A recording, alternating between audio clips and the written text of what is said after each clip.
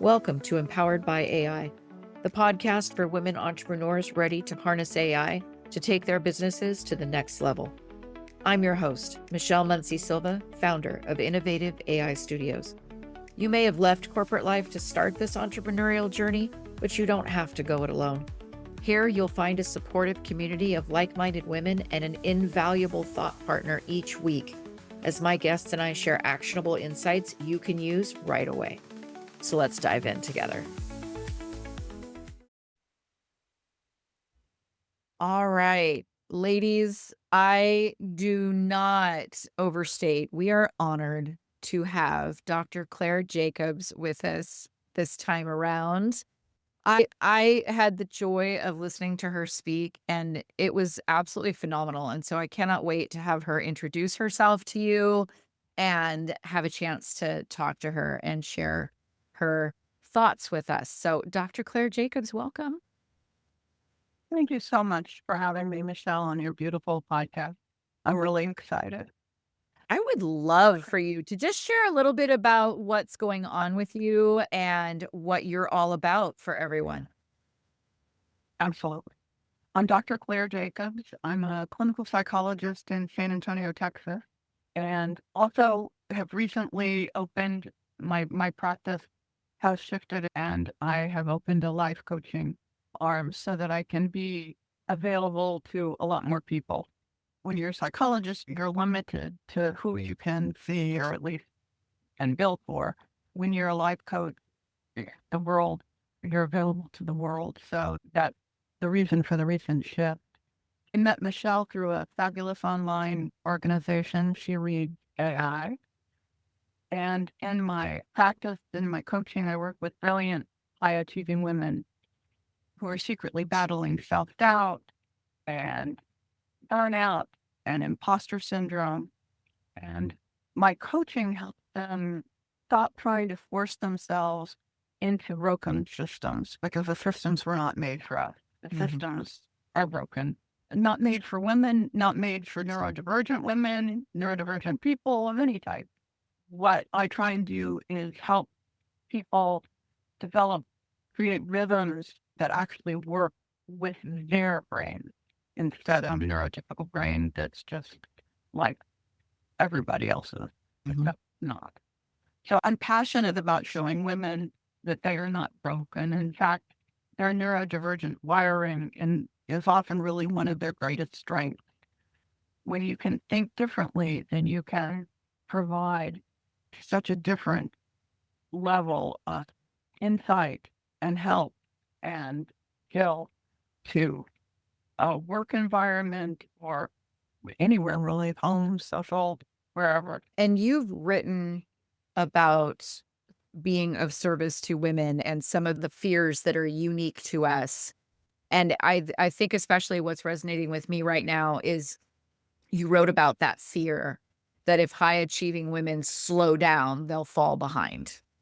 So I'm really curious because that's personal with me. I think that is one of my biggest fears is that I would be doing nothing because then I would just be nothing, right? That battle that we have within ourselves. So I'm wondering why you think this belief is so persistent, because I know if I have it, I'm not alone. I know I'm not alone.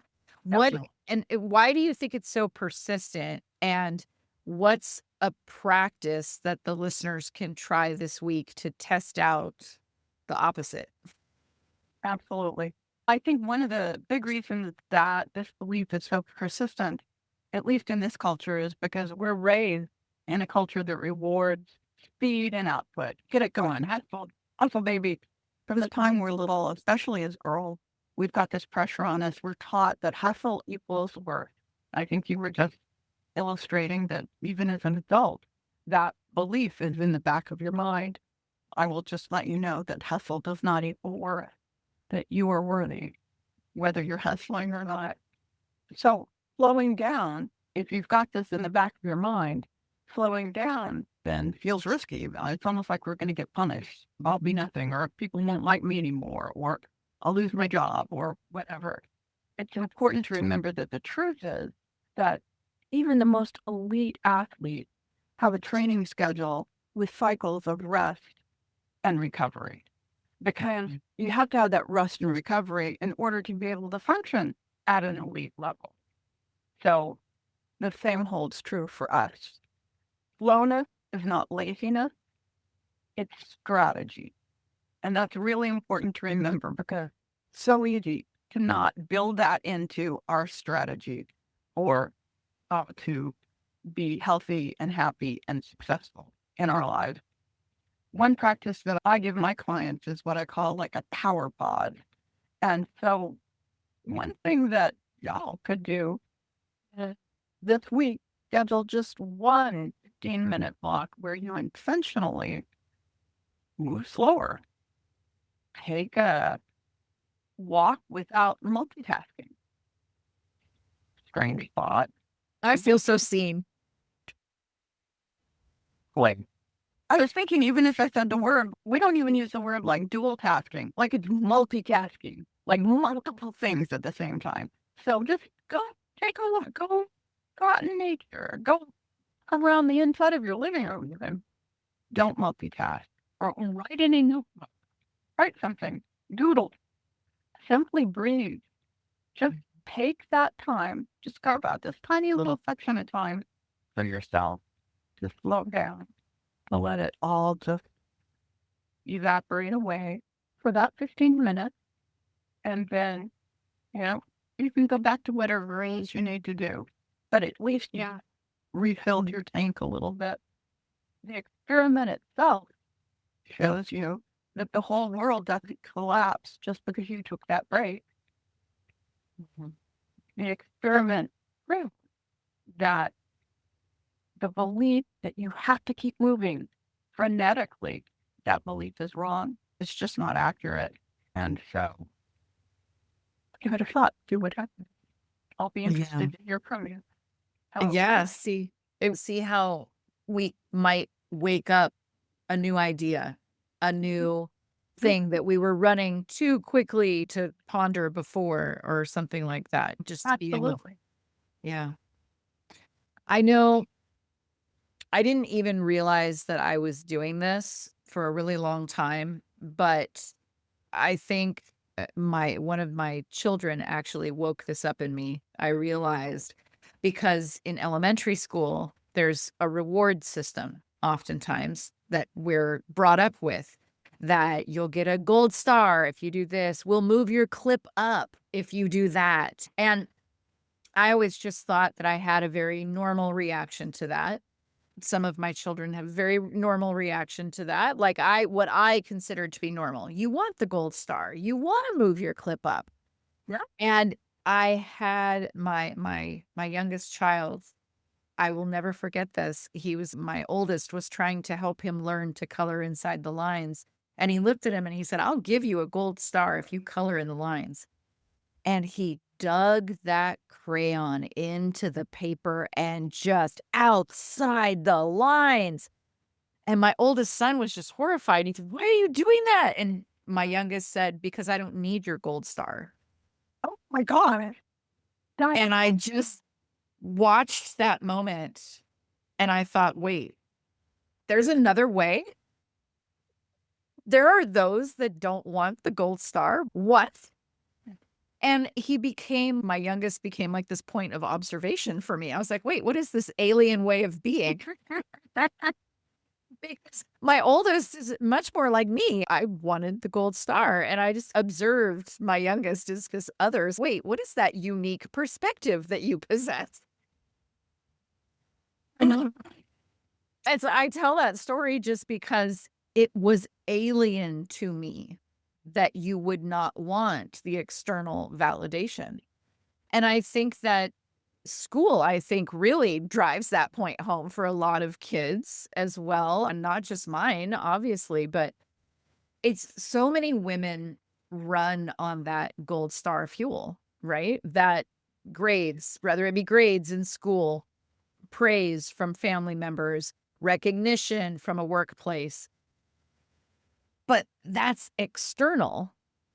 And I think your expertise really lies in, and I'm going to tap on this, helping us How do we move from external validation to building that genuine self-trust? What are some daily or weekly habit supports that women actually feel a win instead of waiting for the validation to come in? Oh, man. Yeah. Excellent question. External validation, as you pointed out, we've been raised to want it. Now, who wouldn't want to go, other than your son, maybe? Who wouldn't want to like sarcasm? Being exactly. But it's fragile fuel. It only goes so far, and it feels good for a second, but it never lasts. Yeah. Self-trust is what we're going for. That's a renewable resource. Self-trust. And it grows when you collect the evidence that you're capable, that you're enough, that you're making progress, that you know what you're doing. And maybe you're not all the way there yet, but you're moving. So one simple shift is keeping what I call a daily wins log. At the end of the day, every night, just jot down 3 small things, 3 small wins. Could be something really small. Sent that email, rested instead of doom scrolling. That's a big one, at least for me. Asking for help. That one's actually the hugest one for me, so I'll just let y'all know. That one's big. Write down those 3 things that you can look back on your day and see, oh, you know what? I did that. I did good. Over time, what you're doing is you're building an internal evidence file, not the actual paper where you jotted it down, but in here, you are building this knowledge, this trust that you've got it. The evidence file that says, I can trust myself. I don't have to rely on somebody else to tell me that I'm doing okay. That practice is what turned the hollow gold stars into solid self-confidence. And I think that's what most of us are aiming for, really. Whether we want self-confidence and self-trust. Mhm.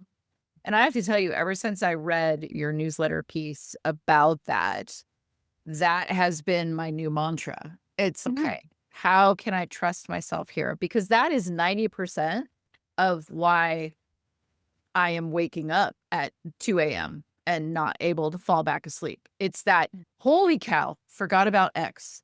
Or I wake up and whatever I was most worried about during the day is just right there in glaring, cinematic, technicolor.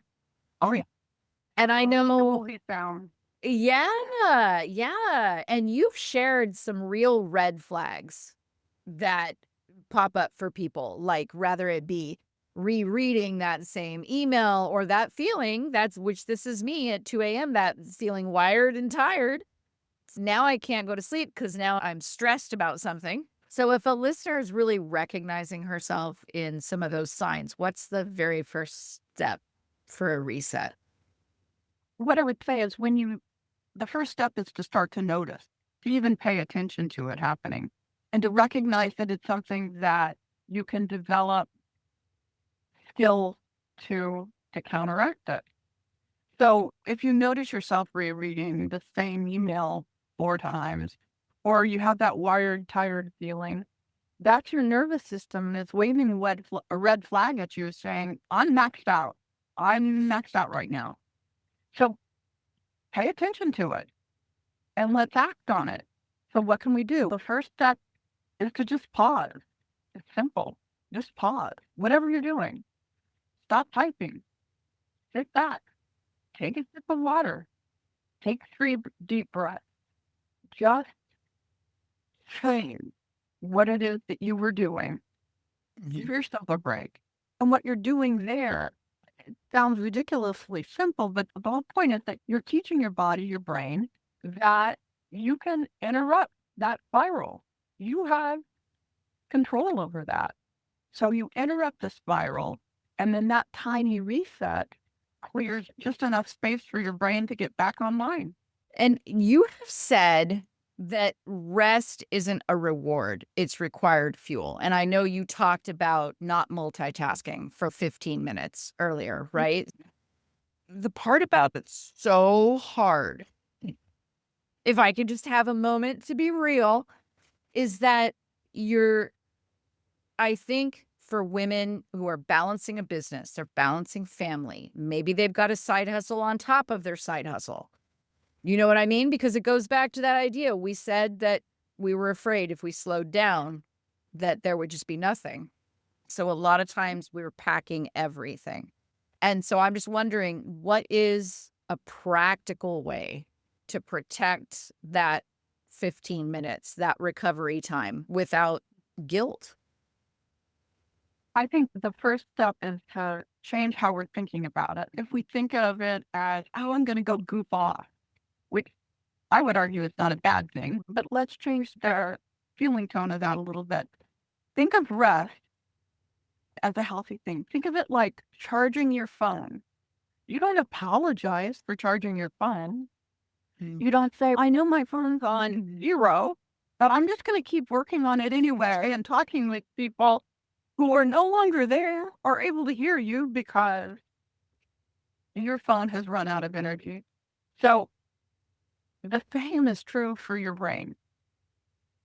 One practical step then is to create what I would call a non-negotiable recharge anchor. So not just the 15 minutes that we talked about earlier, but it could be something even a little bit bigger, a rule, a boundary that you set, like I don't do meetings on Saturdays, or 10 p.m. device cutoff, or at lunchtime I'm going to go take a walk.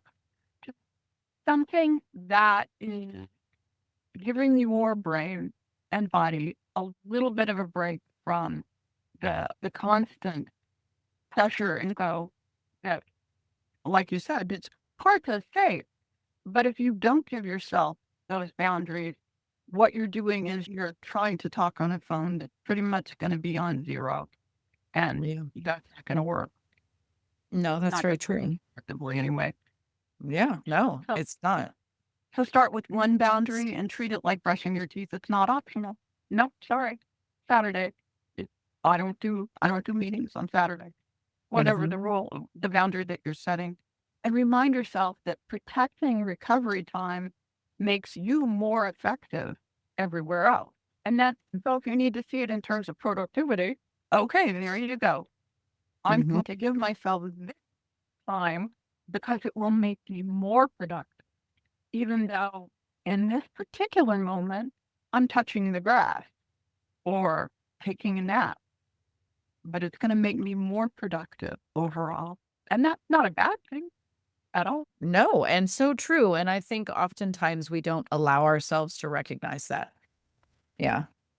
So, I think that I'm hearing you say that, okay, so we've got this strategy during the day. We've got this way to maybe even schedule ourselves so that we can honor our limits. But what about when it encroaches? Okay. I'm Which totally guilty of waking up at god awful o'clock. I've got a worry, I've got a mistake on my mind, and it just seems so much bigger in the evening when that everything's dark and everybody else is asleep but me, it feels like. So, what is one strategy that we can use in that moment to quiet that inner critic and we get back to the sleep we so desperately need? absolutely. My husband used to call it the 2 a.m. Oh my God. It's, I think because of the cortisol levels in your body or what, I'm not a neuroscientist, so I can't tell you exactly what it is, but it happens.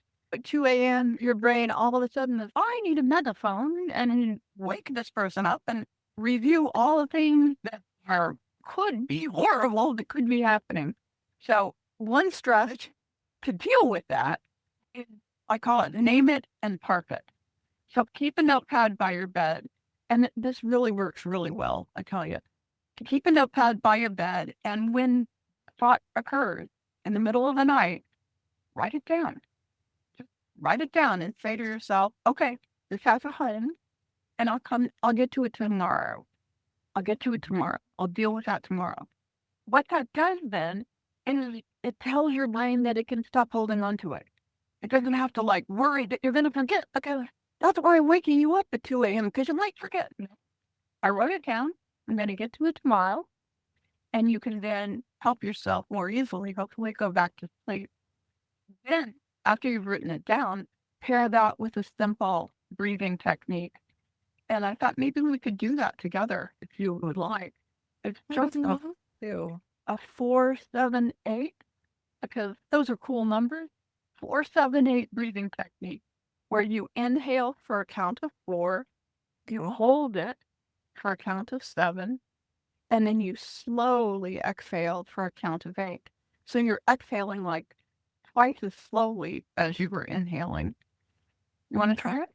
Yeah, let's try it.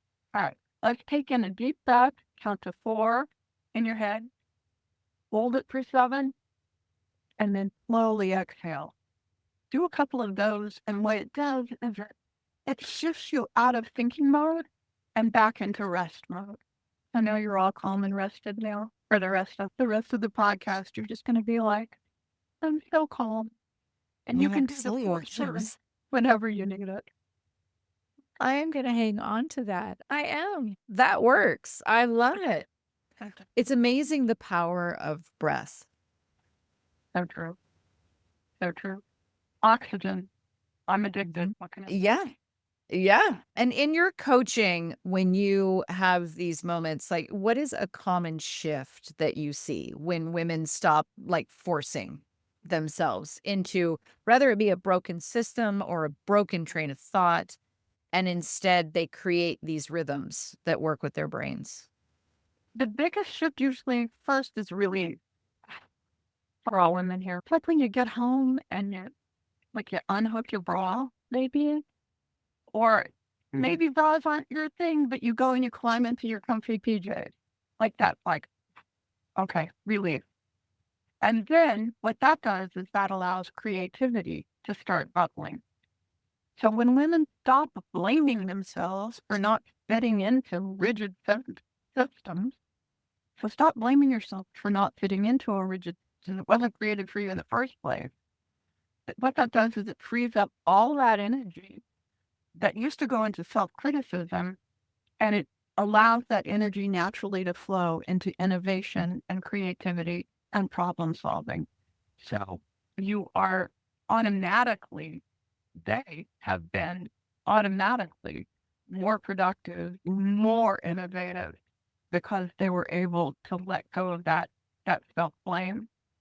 And when you, an example, okay, and one client who stopped trying to time block every minute of their day, and Mhm. instead they used what they called theme days.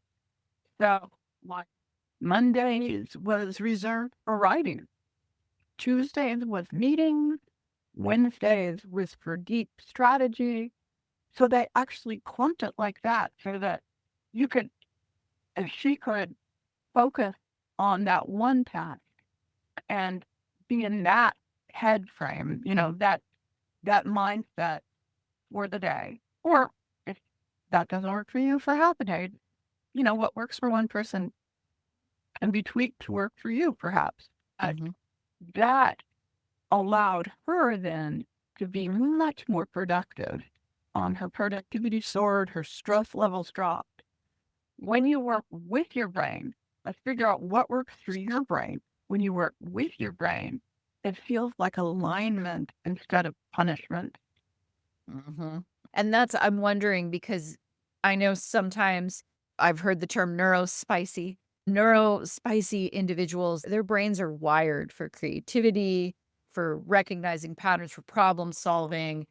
And I'm wondering what is a way that you see women being able to lean into those strengths instead of fight against them? Do you see this kind of scheduling as maybe being one of those ways? Oh, absolutely. One powerful way of working on that is to put yourself where those strengths actually shine. No two brains are alike, obviously, but if your brain sees patterns and connections quickly, often volunteer for projects at work or in your community or whatever that need brainstorming and troubleshooting, big picture visioning. That's what your brain is really good at. So let's maximize that.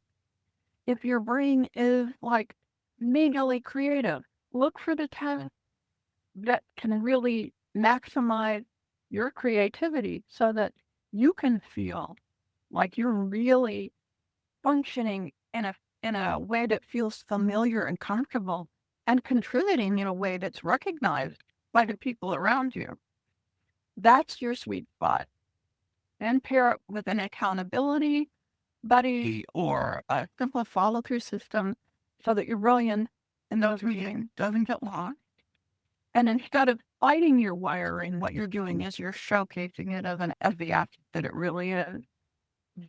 I wanted to share a quote that ChatGPT disappointingly said was not actually from Einstein, but I'm sure Einstein would have said this because I think it's a really great quote. It says, everybody is a genius, but if you judge a fish by its ability to climb a tree, it will live its whole life believing it's stupid. Yeah. You're not stupid. You're just not built to climb trees, maybe. Yeah. Yeah. We have to embrace our strengths. And I think so many of us have learned to mask to fit into a corporate experience or an industry experience. And I call it corporate residue. It clings to you. And so I'm wondering how entrepreneurs can get rid of some of that corporate residue and show up in their businesses more authentically and not have some of that trauma and feel safe and respected and discard some of that old baggage. Absolutely. I think part of what you're describing is masking. And that kind of masking is just exhausting. You're constantly playing a role and often getting critical, like negative feedback from people when you slip out of that role, perhaps. So the way to start peeling back the mask so that you can eventually take it off and feel much more comfortable as your authentic self is to not rip it off all at once because that doesn't work, period. But do it in authenticity micro shifts. So teeny tiny little steps towards being more authentically you. For example, in a meeting, you might share a personal story, which is something that perhaps you wouldn't have done before. Maybe no one else in the room is going to share a personal story, but you can share a personal story, something that's authentically you.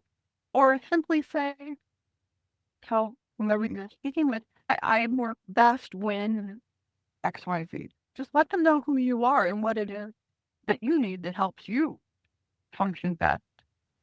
Each little moment, what it does is it signals safety to your whole nervous system.